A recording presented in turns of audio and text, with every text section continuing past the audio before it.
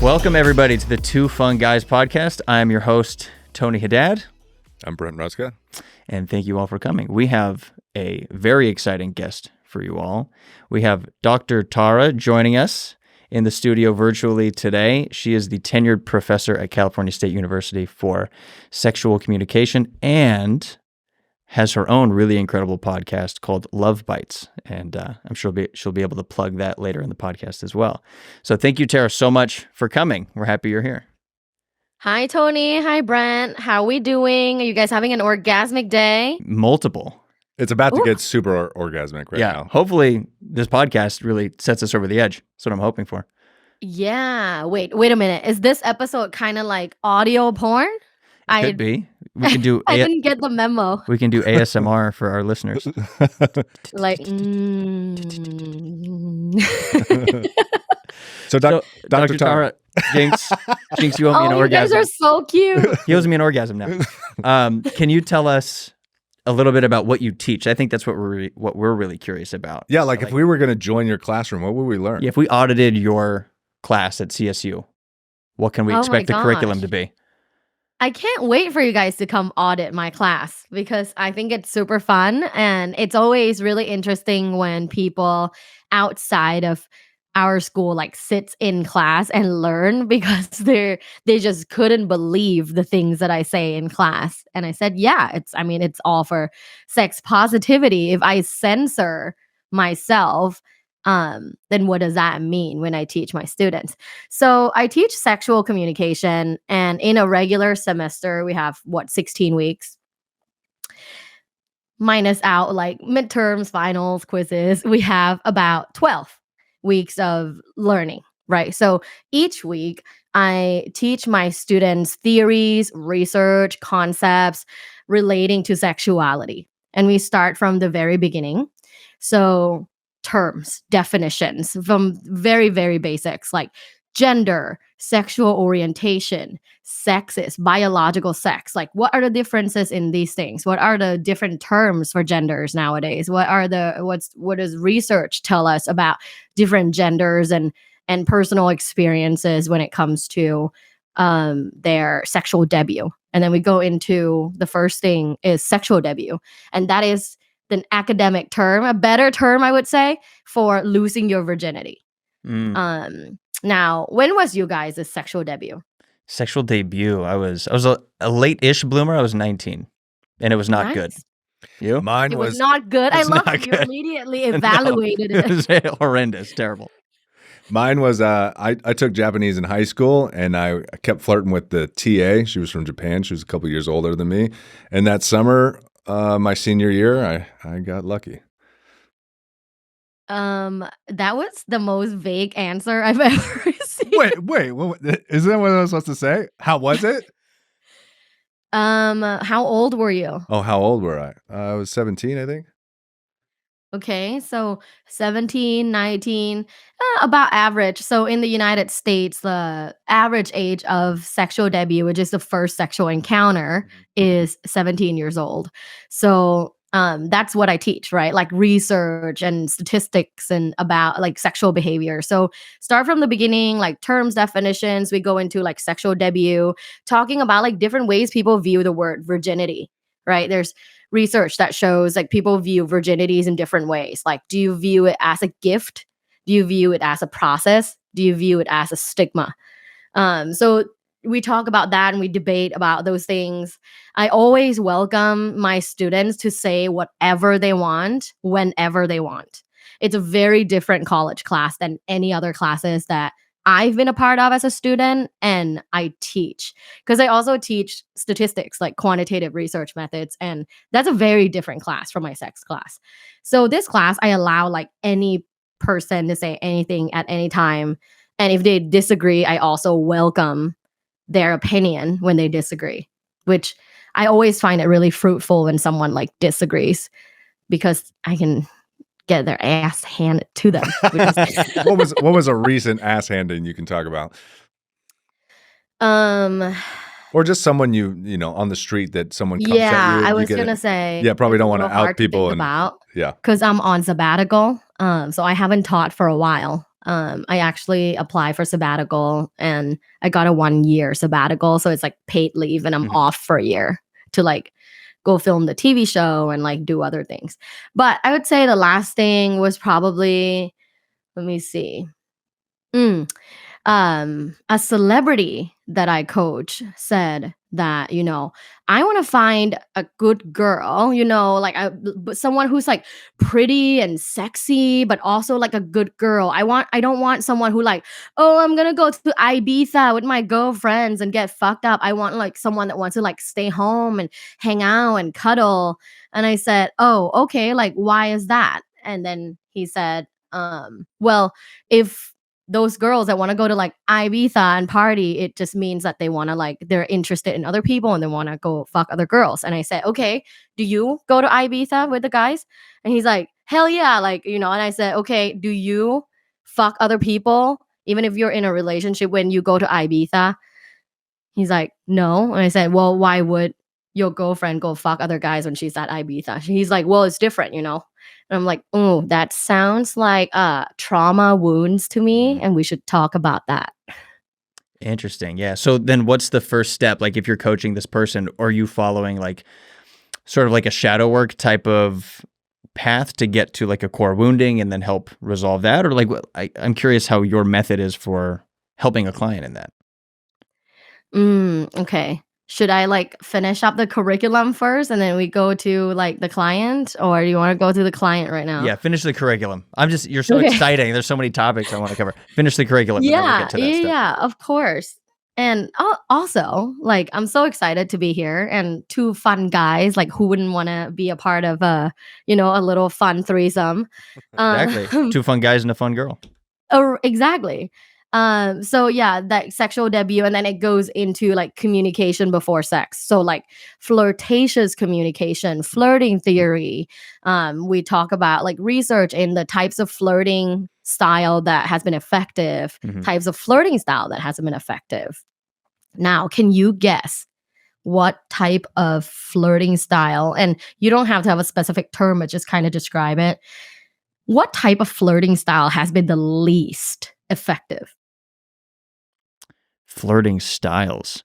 I mean, if I was going to say what was most popular, but like when you're a kid, is teasing seems to work pretty well.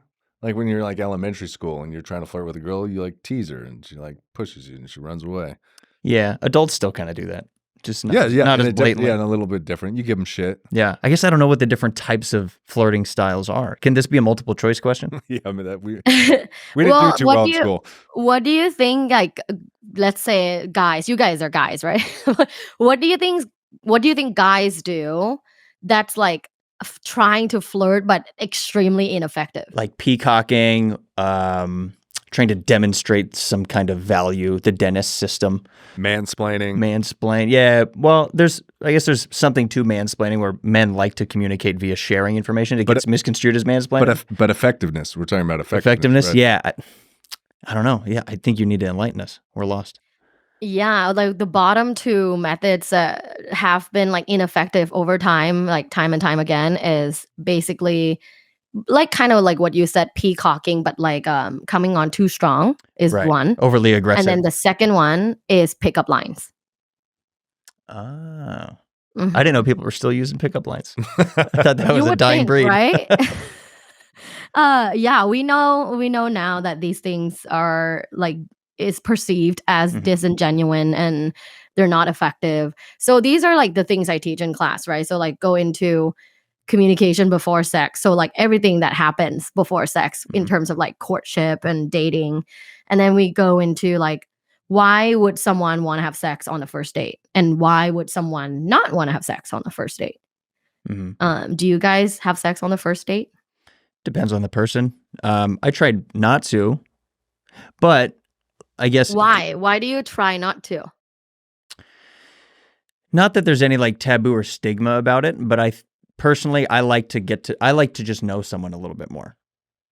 I like to get to know you a little more intellectually. But that being said, it's not a hard boundary for me. It's not a hard line. So I do want to be in the moment with this person. And a lot of it comes down to, I don't know if you teach this in your classes as well, but they're called like safer sex conversations. So there's different acronyms like RBDSM or SPREAD and things like that. Is that part of the curriculum too? Mm-hmm. Cool.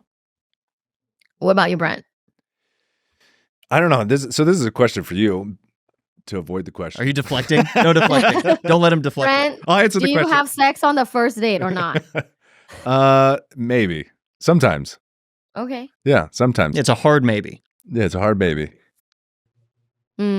How about this? Let me reframe the question. Let's say the date goes really well. You really like each other.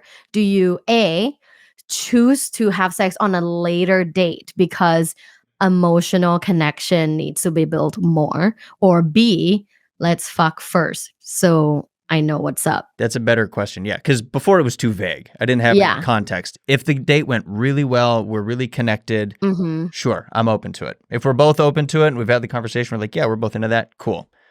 I would pick A. Yeah. Okay, so you're going to wait. Yeah, I'm going to wait. Okay, so that's what I teach in class. Is there's two like running theories when it comes to sex on a first date, and it's like a two model, and it depends on which one you subscribe to, and there's no right or wrong answer. Like the first one is sexual restraint model. When you subscribe to this philosophy, for you, emotional connection and intimacy comes first. So you don't want to basically dilute that like human connection with, sex and what happens during sex. So you're going to wait. Even if that first date went really well, you're going to wait. You're going to wait to see if you can build a stronger emotional connection with the person before you initiate sex. And that's just a restraint model. And then there's sexual compatibility model, where being sexually compatible is like number one reason for you to like get with someone or date someone long term, or you just basically prioritize sex so much more than other aspects. Then you're more likely to want to pursue having sex first when you start dating someone or going on a date. Like, so sex on a first date is a norm for this kind of person. So that's why like there's no right or wrong answer. Whenever I see a debate, like a gender debate between, oh, men always want sex, like women don't, I'm like, I disagree. I have sex on a first date almost all the time, because for me, I must know first if your dick and my vagina can get along. And that's my first priority. And the emotional connection to me comes after. Because that's just the way that's how I subscribe to things. Like that's how I live this life. So it depends.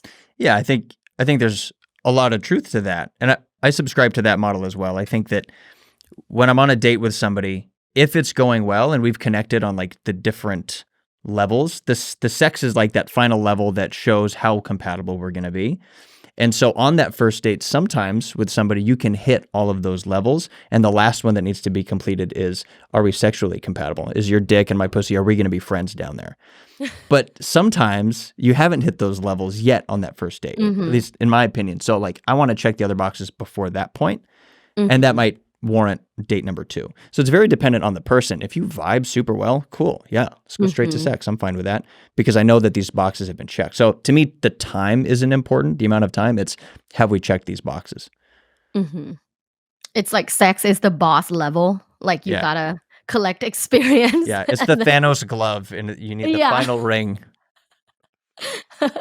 That's interesting. Whenever I talk to women in a college class, I often ask them about this thing, and they usually have a hypothesis like, oh, if you give yourself up too fast, then you'll be perceived as easy and quote unquote not a wifey material.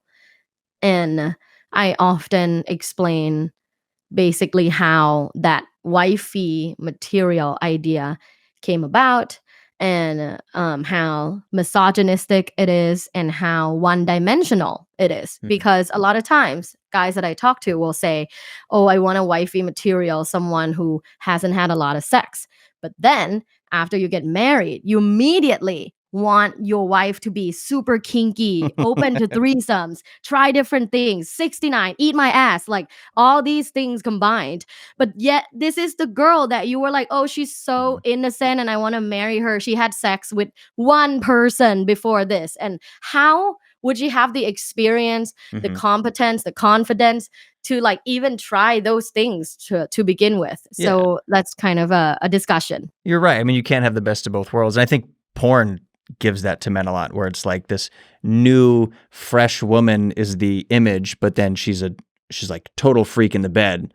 Like that's Mhm. only going to happen in porn. when we see these clips all the time, it's talking about, women's body count. I just think it's so, in my mind, I'd always be like, Tony, it's so stupid. We always talk about this. Like, I don't want to meet a chick who's not done anything. Also, I've never had the thought of like, let's ask how many she's been with. And that's going to determine, it's like, how many donuts have you eaten in your life? Oh God, she's eaten 400 donuts. Like, there's no way I could be with this woman. It's so stupid. Also, I'd rather be with a girl who's experienced, in some ways. Mhm. So The sex is going to be way better if she knows what she's doing. 100%.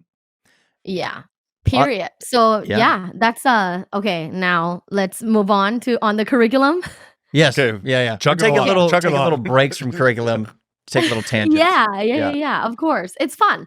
And then we go into like communication during sex. So like dirty talk. Mhm. I teach, the concept of dirty talk, research, the different types of dirty talk. I also have my students practice in class.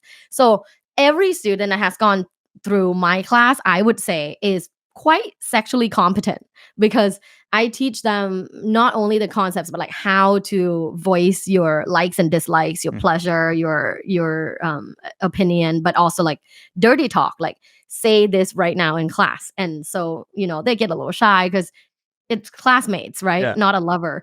But I told Yet. them this is a practice. Like if you can do this now, you can do this in bed with one person. So it's always fun. I love And that. then we Your go class sounds so into exciting. isn't it? And then we go into sex communication after sex. So pillow talk, and then we talk about chemicals like hormones that are released or increased after an orgasm. And then we go into culture. So how like there are different cultural ideas around sex, sexuality. We go into uh technology, which is really fun to talk about, like sex robots and the idea of like what is sex like in the future. Mm-hmm. And then we end with sexual wellness throughout your lifetime. So we talk about aging and sex and how do you keep sexual wellness and well-being throughout your lifetime. So yeah, that's the class. What are the final questions like? Oh, the final exam? Yeah. Is there an oral exam? Pretty sure it's illegal. But no. I do have a TA that grades the finals. Let me ask them if they're down for oral exam. But so it's undergrad. It's an undergrad class, so Okay. like final exam is multiple choice. So it can be anything from like what does D in BDSM stand for? Dominance. Yes. What does where does well, this is not gonna be A, B, C, D, but maybe you can answer. Where does the word sadism come from? I don't know. That's a hard one. That's a good one. Not Satan. Saint Nick. Sadness. Sad. I don't know. Where does sadism come from? Sadism come from a French nobleman, Marquis de Sade, Sade. His last name is Sade. It's spelled as Sade, but it's pronounced in French as Marquis de Sade. And he was a nobleman, but also like writer, author, known for these like pretty crazy sex ideas that we come to know as like sadism and being like sadistic or being a sadist. So yeah, questions like that, like which of the following is considered an AI sex robot? And like a robot that can give a blowjob at one, like having one function, like B, a robot that can have a physical response of like creaming up when orgasm, C, a robot that learns your thrust and therefore can squeeze and unsqueeze the vaginal canal based on the type of thrust that you do. Wait, are there robots like that? Yeah, Brent would like a link to these robots. Do you have an affiliate link? A, B, or C? Which one is an AI sex robot? I want to say C. I'll go with C too. Also, You guys are A students, man. You haven't been to my class, but I can tell that you're sexually competent. we're coming. And then we're going to arrive at your class. Okay, next semester. All right, perfect. Yeah, we're in. So, yeah, do you go into like polyamory, open relating, and like all these different types of connecting as well in your class? Yeah, so that will be like a part of like the middle of the semester where we talk about the culture and the idea of like monogamy and that one type of relationship, but also like marriage, where it comes from, why it's beneficial or not beneficial. So we talk about all of those concepts in relations to culture and why we believe the way we believe and what do we know now objectively to work and not work, and then people can make their own decisions. Like I never do here's my advice, do this, right? Like rather just like here are the things, like think for yourself. Well, let's forget the not giving people advice for a second. What's your take on marriage? This is my take. Works for some people, doesn't work for some people. My take is it is hard to view sexual monogamy as attached to how successful a marriage is. To me, a successful marriage doesn't include sexual monogamy. So, a successful marriage is where two people work together as partners to have the most fulfilling life possible. And to raise children, if you choose to have children, the best way you can. So that's are you having a fulfilling life? Like that would be my question. Well, then your marriage is good. If you're not having a fulfilling life, is it you or is it the marriage? Right. So because to me, when you attach sexual monogamy, which is a completely separate thing, to marriage, then it becomes, oh, now I'm obligated to compromise my own sexual exploration as an individual to the fact that I now want to do life with this person. So that's my opinion. That's why we're in a monogamish relationship. And the lucky thing about my life is I think because I found someone that subscribed to the same philosophy. I think it's hard. And that's a lot of the clients I work with. I think it's hard when you're already married and two people have very different philosophies when it comes to marriage and relationship. How did you come to be able to just embody and live in this way? How did you get on this path of being, so sexually, curious and open and being able to speak so freely? Yeah. How did you become a personal trainer? Well, I was a overweight, fat, emotional eating kid in junior high, and then I got in shape. And then I decided I didn't want to do what high school was teaching me. And I figured, well, if I could help people get in shape and feel good and not sit behind a desk, that's what I would do. Exactly the same journey. I was sexually dissatisfied, often misunderstood, a lot of times feel ashamed of my extreme sexual exploration tendency, thinking what's wrong with me? Why can't I just be a normal woman, wife, be a good girl? And then, not from school, but from personal experience and also reading these like alternative sex ed books, I learned that my desires are very quote unquote normal. And that lots of people have my desires. They just don't talk about it. Then I went on this journey of helping people feel more comfortable about their own sexuality and being a person in their own relationship. And the more I do it, the more I feel confident. At the beginning, when I decided that I wanted to embark on this journey of, because I'm not like just a college professor, right? Like I have a social media following, and I make a lot of content on a daily basis, like positive sex education.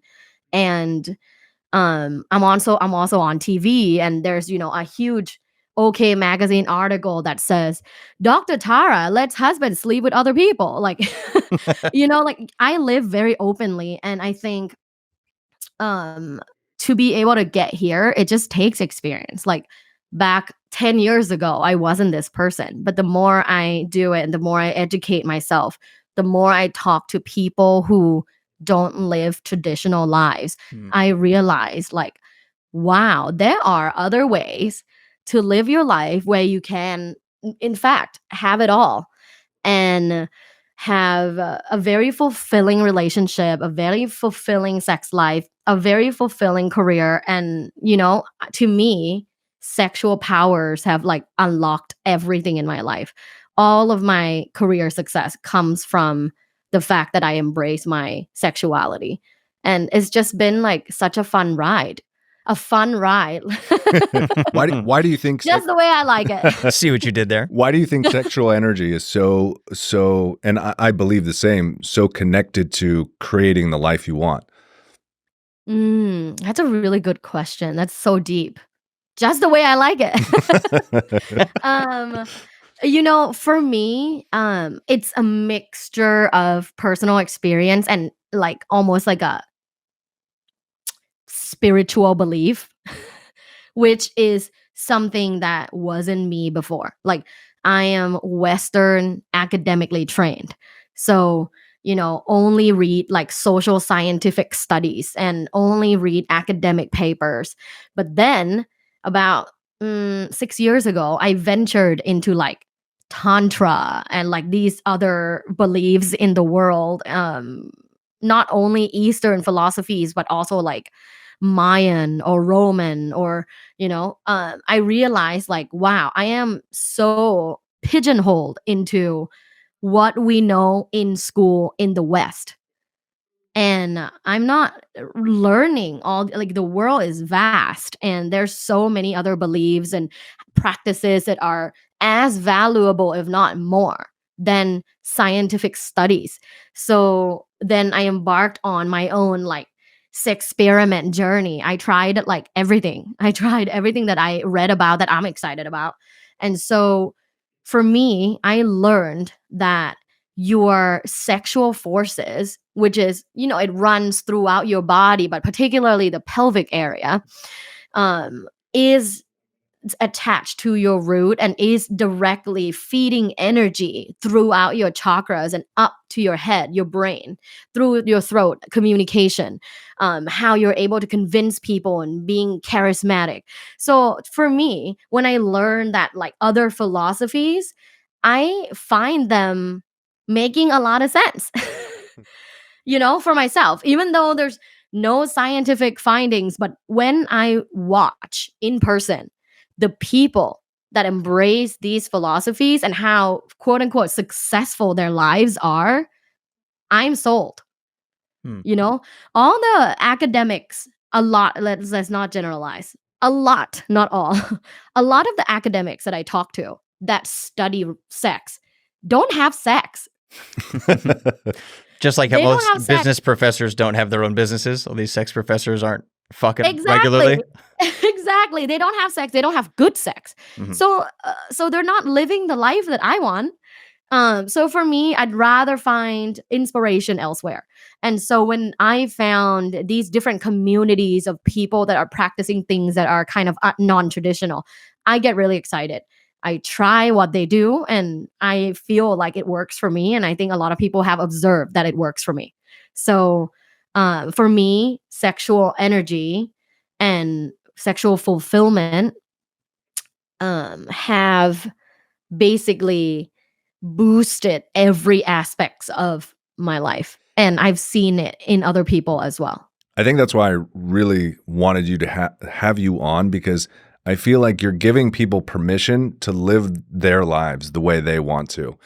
And by doing so, especially through sex, which is such an intimate thing, then you're starting to create whatever you want in your life. And you're a perfect example. I mean, now being on this new TV show, which I bet is super fun to be on, and you can tell through social media, you are your authentic self. It's very powerful. And, I've trained a lot of clients for many years, and I get to see into a lot of people's relationships, and it just becomes stagnant, and people just, I'm just going to be the good wife or the good boyfriend, and I'm just going to be okay with just not really having happiness or pleasure in my life. And I feel like you're liberating a lot of people. What do you say to people listening right now who are in relationships where it is stagnant, or they don't even know they want the partner wants to try something new and they don't know how to bring it up, or they think it's going to create a rift? Where does one begin? That's a great question, because that is like $1 million question. The sex and relationship industry is billions of dollars. Actually, someone just pitched me the other day, and I think it was $52 billion. That Wow. like the money people spend into like whatever within the industry of sex and relationship. So it is, an important question. Now, depends on who you ask. Even another sex therapist will say a different thing, or another sex scholar will say a different thing. For me, it's jumping in to the sexual awakening journey together. And that's the space that I create for my clients that are ready to make changes.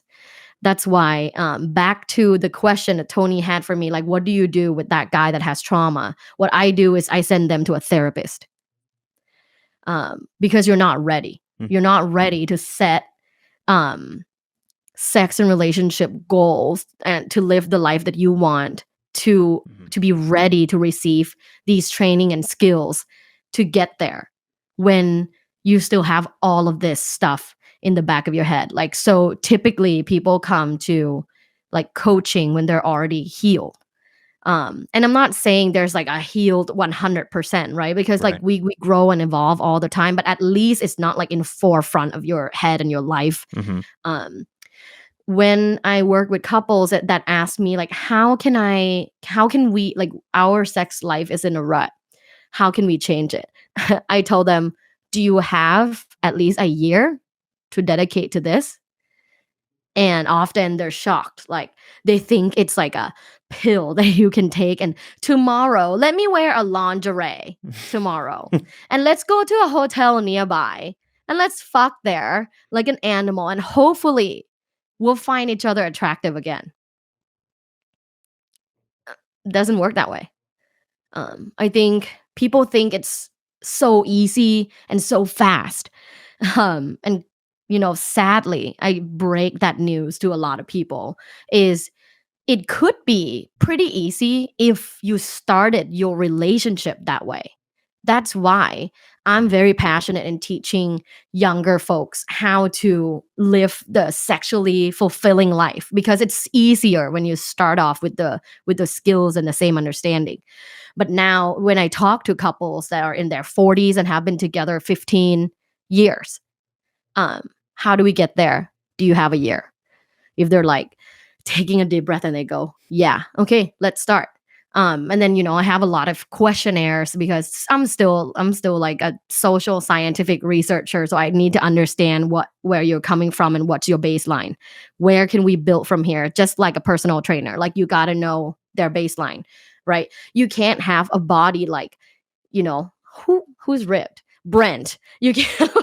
I can't imagine. No, you can't have like a ripped body when you're like super overweight, like next week, right? Like, you gotta have a plan to get there. So for me, it's the same thing. It's like, okay, so let's start with questionnaires and see your baselines, like both of you. A lot of times, what I'll find is they are so different. Are you guys dating? I mean, we go on a couple dates with each other, but no, I'm just kidding. Are you guys dating someone? Yeah. Sorry. Yeah, not in like I'm more monogamish like you. Okay. But I don't have a monogamish partner at the moment, no. Okay. I got out of serious relationship a little bit ago, and so I just kind of been on the low, just kind of hanging out. Okay, well then you guys are at extremely opportunistic point to start off in a very sexually compatible relationship. Any single person out there, congratulations. You have the opportunity to get into a relationship unlike any relationship you've ever had before. Um it's hard, it's much harder to like quote unquote fix a really really long-term relationship Mhm. versus teaching singles how to like get into a relationship that you want. Mhm. And you know, Tony, you said I'm kind of a monogamish kind of guy, right? I'm gonna tell you right now, there are women that are more sexually awakened Mhm. that will understand the philosophy. I know a lot of people like me. Mhm. Um, you know, so whenever you feel like you identify outside of the norm, don't give up. There are lots of other people like us. It's just like not talked about. Yeah. And to the Uh, first question you asked of like why do we either sleep with people on the first date or not? A lot of it is because of that. Like some women are not cool with that lifestyle, or they're not open to it, or they don't know anything about it. There's sort of an ignorance around it, or they know about it and they're just not into it, which is fine. So I mean, I want any partner that I'm with to have full understanding if we're gonna engage in that way. You know. yeah, 100%. And I think it's hard both ways. Like Hmm. you would think it's easy to find guys that like want to fuck other people, but it's not. No, definitely not. It's not, because when you're in a relationship, there comes this like masculinity and the idea attached to ownership, Hmm. where it's like, oh, I can't, you know, allow myself to see what happens to my wife or partner or spouse, like having sex with other people. I think it takes a lot of like ego shedding and being on like equal playing field in order to engage in this kind of lifestyle.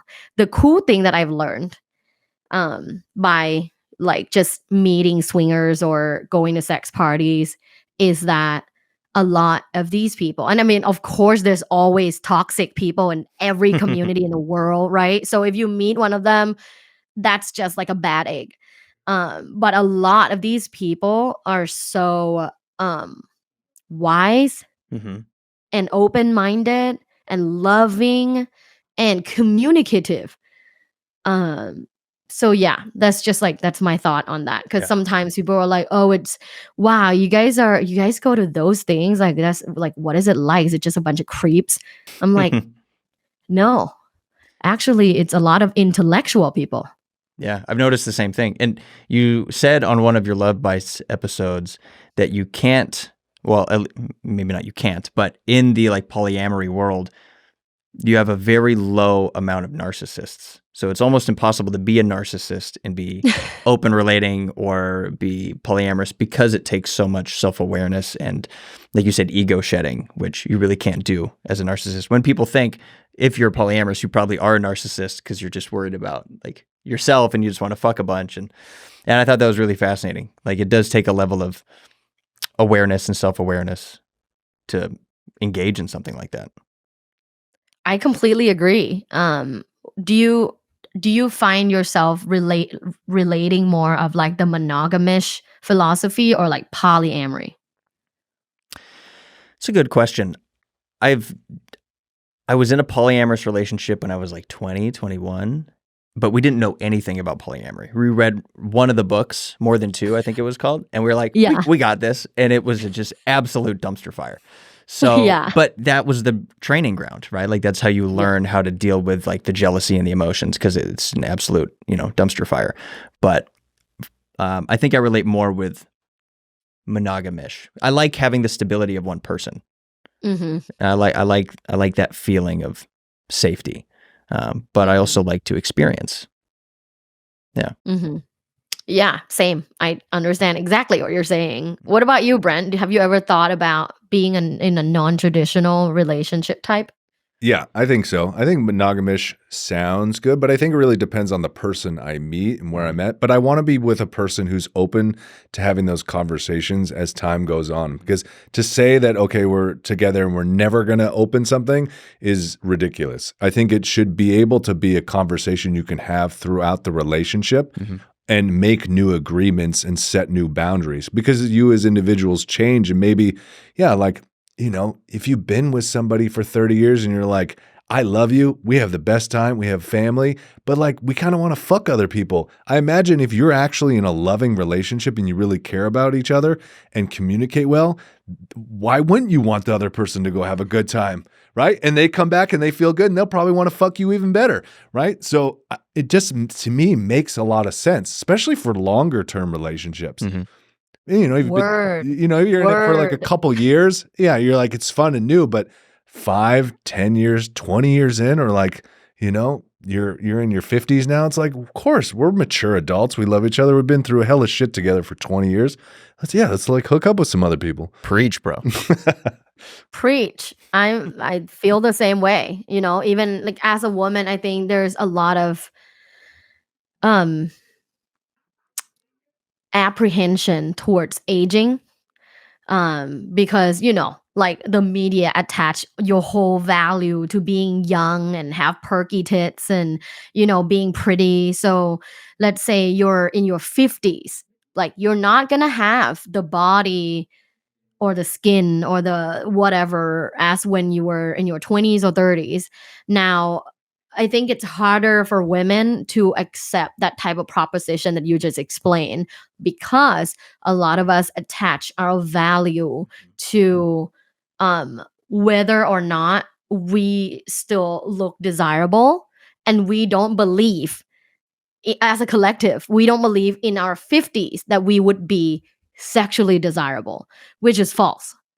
So for me, it's like when I work with women and younger women, I try to help them understand that pleasure is yours. Your body is yours. When you have sex with someone, it's not like something is being done to you. Because sometimes I'll have a girl who's like, oh, I make him wait for 3 months, and everyone's like, hell yeah, bitch, yeah. Right. And I'm like, why? And they're like, well, because I don't want them to see me as easy. So it's still about them. It's not about you. Like, when is it ever about you? You choose to do things because you want to and how you want to do it. If you were sexually restrained model, right? If you subscribe to that and, oh, I need the really strong emotional connection before enjoying sex with this guy, hell yeah, do it. Like, wait 3 months. But the fact that that girl answered that way, that like, I don't want them to see me as easy, like that tells me you're still insecure. That tells me that you still have so much work to work on in terms of your own self-esteem. Um, so when I work with young women, I work from the very beginning of like, who are you sexually? Or who are you as a person? What are some of your qualities? What's your personality type? People love saying, oh, I'm ENFJ, INTP, but do you truly know what those means and how it reflects in society, in interactions with friends, with lovers? So those things I find very passionate to talk about because I want to empower as many women as possible to take pleasure by the balls. Like, just By the yoni. engage in it based on what you want to do and not how they think of you. And I'm just gonna end my rant right there. That was a beautiful rant. I love that. And I think Thank you. there's, I guess, kind of on that topic is like the sexual liberation, and you mentioned energy cultivation, like cultivating your sexual energy. And I think for on the masculine side, there's so much literature around how to do that, like the how, like semen retention, microcosmic orbit, like circulating the energy. But I don't know, what can women do for sexual energy cultivation? Lots of things. But here are 3 things that I really like to do. And I know works best because I've done it for now 5 years. The first one is sexual meditation. I started off with just meditating in general, like because I was going through very difficult time in my life, and I was trying to find a method that helps calm me down and make me feel centered. So I started meditating. And then I stumbled upon the idea of sexual meditation while I was studying Tantra. And I realized how powerful it is because not only that the Eastern philosophies and studies and literature talks about it, the Western does as well. And when you know something so powerful is when the West is also like, dude, I'm gonna tap into that. Right. Kind of like how the West uses certain substance to create painkillers and so on and so on, you know.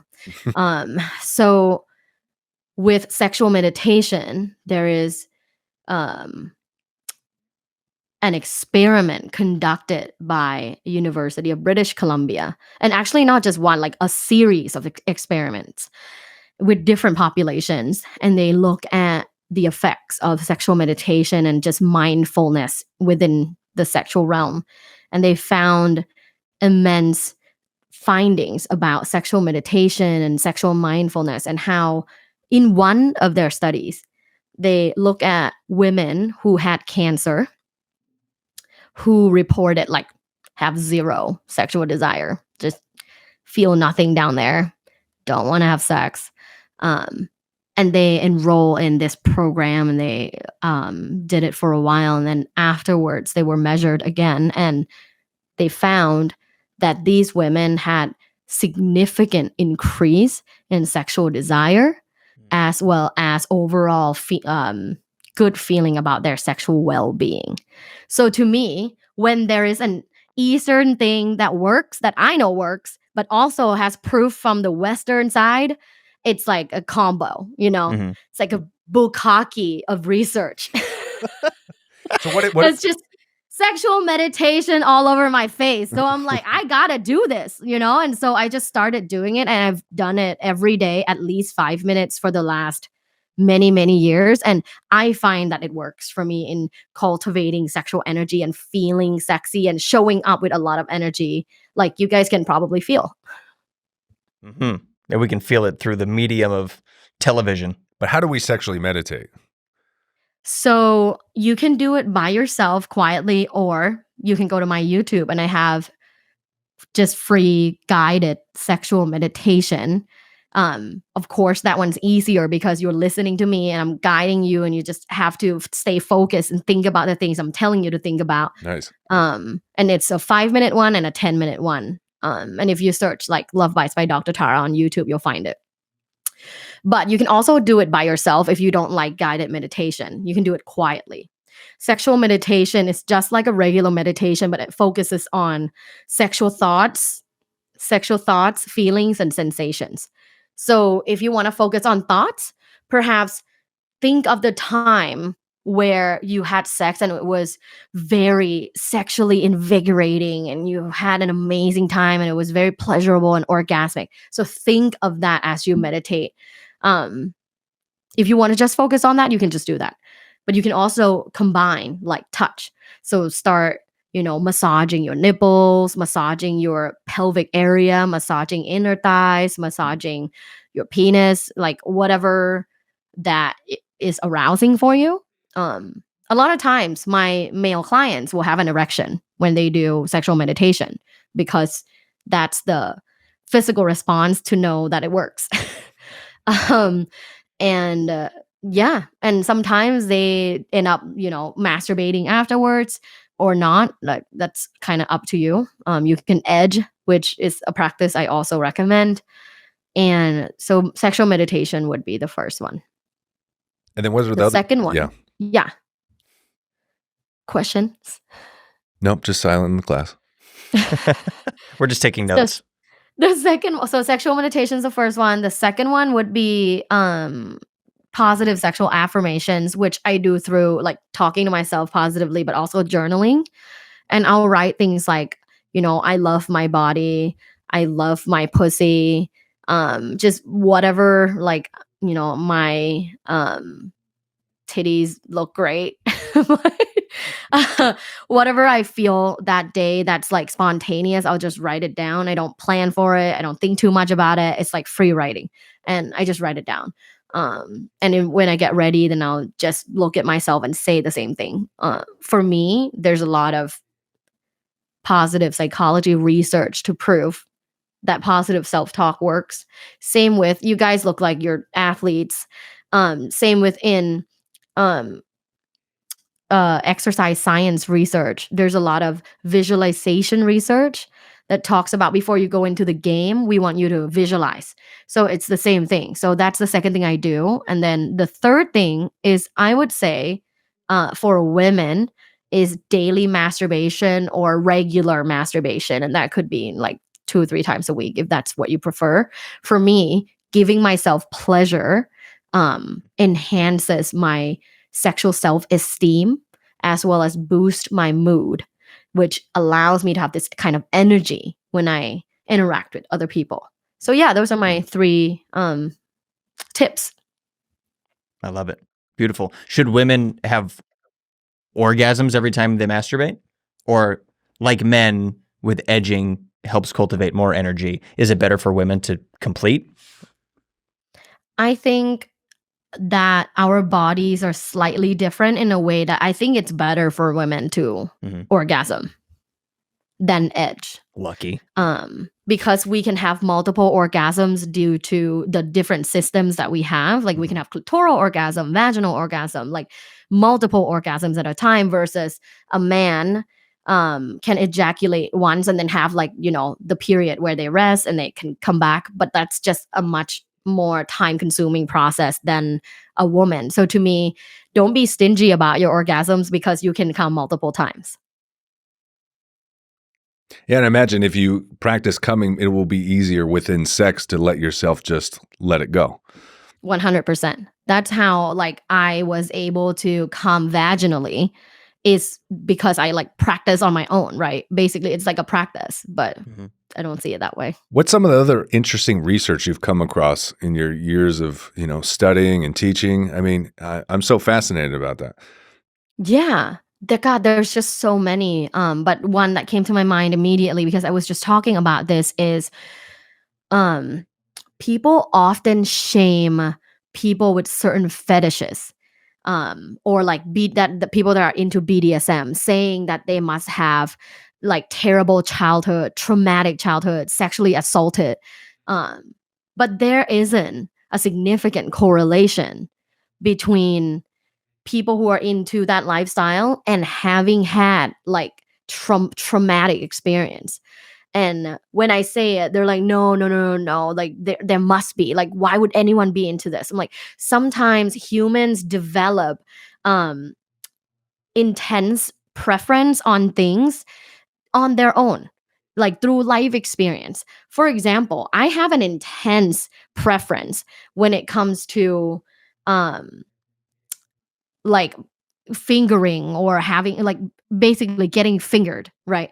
Now, oh my God, was I like sexually assaulted when I was like, 10 and someone fingered me? No, you know, not none of that happened. None of the people who have intense preference in anything have had, anything, or even if it did, they heal from it. But most of them didn't have anything like that. Plus, the research also found there's no significant correlation between these things. So it's still like a cultural narrative, I think, because people who fit in the norm are too afraid to accept other people. Just because someone's into feet, like why is this person inferior to you? Do you feel like social media is kind of creating a suppression on some people's sexuality with all these sound bites and clips telling people to be a certain way or women shouldn't be like this? I imagine if I was like a 19-year-old girl and you see all these clips or brainwashing guys to think certain ways about women, or even women to think certain ways about guys. I mean, do you see that with the young population that you're coming to your class? Yeah, I think yes and no. Half of it is it depends on what creators they follow. Yeah. They follow me or like my other friends that are inclusive and realistic. sex educators, then it could be helpful because it could normalize talking about sex in a positive way with your friends, your partner, your family. But there are a lot of very misguided content creators that, one, don't have the credentials, but two, because I'm not always about credentials. Like some people are so smart and wise on their own. But two, there's also a lot of people that are trying to teach young people certain ideologies in order to just serve their financial gains without any actual desire to help anyone. So they will just say the most controversial thing like, dude, like, don't fuck with that bitch if she has like a body count over 5. Like, when you do those things, you're saying those things trying to be controversial, trying to get more followers, more like whatever. People who are awake can tell that that's bullshit. But now we live in the world where a lot of people are not awake yet.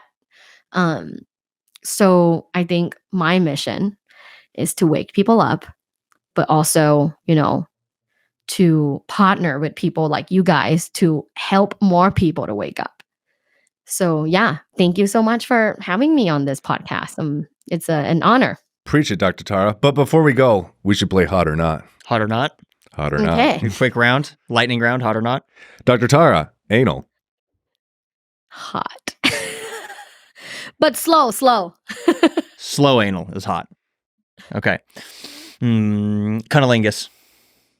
Super hot. Sex parties. Hot. Public sex. Hot. I think everything's going to be hot. Not everything. Not everything. I think people often say that, like, oh, you throw anything to her, she will say hot. What's not Interestingly, Swallow. okay, not hot, spitting. Oh. hot? Oh, Do you guys think spitting's hot? It's not my cup of tea. I'm into it. Yeah, Like spitting into almost someone's everyone mouth. I know is into it. Yeah, I like it. Not too much. Not overkill. Just like a little bit. Yeah, you don't want to overkill it. No, I don't. Only if she's into it. Yeah. There's like a whole spit porn genre No, I'm not that into where it. it's like, not like a lot of fetish. spit. No, Like, okay, no, that's too much. That's weird. there's this girl I know in LA. She has spit OnlyFans. Really? And she makes so much money monthly. Yeah, Wow. just spitting things out. Yeah, so I'm not into that. I don't think it's hot, but no shame. No shame for people who are into it. Yeah, we'll never. Another We'll thing never. that I kink don't shame. think is hot. What's another? Okay, thing? another not hot is poop. No, Yeah. yeah. Scat. Yeah, What about piss? can be hot. All right. Yeah. No shame here. Or do you have Depends on whose piss and how much water they've drank, I guess. Yeah. Are they hydrated? That's question number 1. Yeah. honestly, there's so many things I probably could be open to. So I can never really say like you never know. Right person, right time. Mm-hmm. Yeah, you never know. Well, so Bukkake? Brent, Is that hot? this weekend you should get pissed on to see if you like it or not. All right, we're making it happen. You have homework. That's Yeah, homework that's- from the professor. I'll report back. You got to get pissed. Off. Yeah. There's that's the to do from my session. Yeah. Okay. That's Next your episode, homework. we're gonna do quite a bit of homework, and we'll divulge it to you, our professor. Mm-hmm. All right, There you go. real quick. What are 3 things for 2024 you think will be on the hot list? 3 things, and then we'll let you go back to In our society, you just think that you think are what will be the coming. You're saying like the next big kinks? Yeah, just I don't know. What do you see trending for 2024 that will be the 3 hot things? Like you said, spitting is becoming popular, right? Where should we invest? okay. That's what he's Yeah, asking, what do we invest in? okay, 3 big like sex and relationship trends 2024. I see. I think number 1, more people will be interested in and engaging in monogamish. Number 2, I think more people will want to explore sex parties. And number 3, I think, this has been on a menu for a while, but it's just been concentrated in like a lot of like rap music and just pop music recently. I think a lot more people will be eating ass. I agree. There's definitely a rise of ass eating. Yeah. Yeah, and there's play parties every weekend here in Austin. It's popular. Oh yeah. Yeah. Next time I'm there, I'm definitely going. Yeah, there's plenty. We know all the hosts. Nice. Dr. Tara, thank you so much for coming. That was a super fun, super insightful episode. Where can people find you? Where can people listen and learn more about their own sexual enlightenment? Yes, you can find anything about me on my website. That's lovebites.co, LUVBITES.co, lovebites.co. Everything's on there. Beautiful. Awesome. We appreciate you so much. Thank you. Have a wonderful day and keep kicking ass on that show. All right. Class is Oh. dismissed. Have an orgasmic day. Have an Bye. orgasmic day. Bye. Bye.